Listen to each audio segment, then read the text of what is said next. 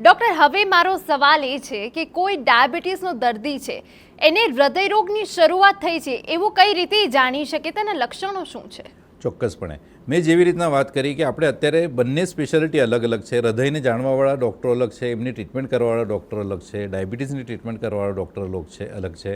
એટલે સરવાળે પેશન્ટ જ્યારે ટ્રીટમેન્ટ કરતું હોય છે ત્યારે સમજો એને ડાયાબિટીસની ટ્રીટમેન્ટ ચાલતી હોય તો રેગ્યુલર ચેકઅપના અભાવના લીધે અથવા રેગ્યુલર ડૉક્ટરને ત્યાં જવાના લીધે અથવા તો એવા ડૉક્ટરો જે હૃદયની ટ્રીટમેન્ટ કરતા હોય છે એમને ત્યાં વધારે ભીડ હોવાના લીધે પણ પેશન્ટો જે છે ડૉક્ટરને ત્યાં જતાં ગભરાય છે અથવા તો જતા નથી, કેમ કે સમય વધારે જાય છે. આ બધી વસ્તુઓના પ્રોબ્લેમ આવે છે.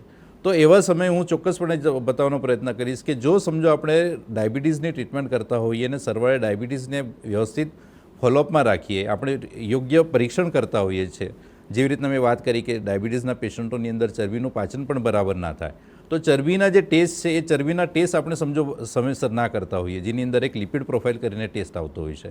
જે કોલેસ્ટ્રોલ જે આપણે ચેક કરતા હોઈએ, વધારે પડતી ચરબીનું પ્રમાણ લોહીની અંદર રહેતું હોય છે અને જે ગઠ્ઠા સ્વરૂપે લોહીની નળીઓનું સ્વાસ્થ્ય બગાડતી હોય છે.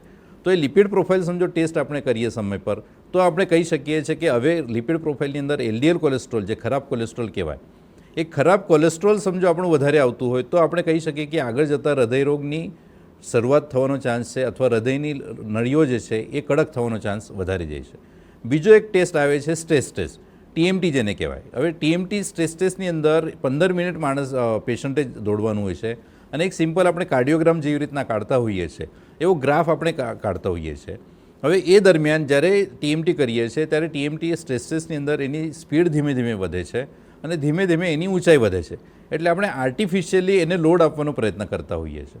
હવે આર્ટિફિશિયલી લોડની સામે સમજો હૃદયની નળીઓ નબળી હોય, એની અંદર બ્લોકેજ હોય તો સરવાળે જોઈએ એટલો લોહીનો સપ્લાય પૂરો ના મળવાના લીધે એના હૃદયના ધબકારા વધી જાય, બ્લડ પ્રેશર વધી જાય અથવા તો નબળી હોવાના લીધે ગ્રાફમાં ઇસ્ચેમિયા દેખાતું હોય છે.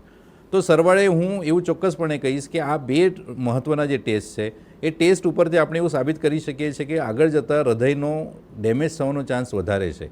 એવી જ રીતના એક બ્લડ પ્રેશર કરીને ટેસ્ટ આવે છે.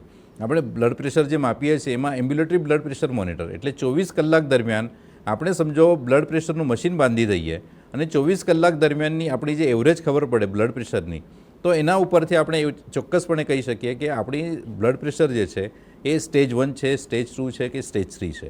એના ઉપરથી પણ આપણે સાબિત કરી શકીએ કે આગળ જતાં હૃદયનો ચાન્સ કેટલો છે અથવા તો હૃદય ડેમેજ થવાની શરૂઆત થઈ છે કે નહીં.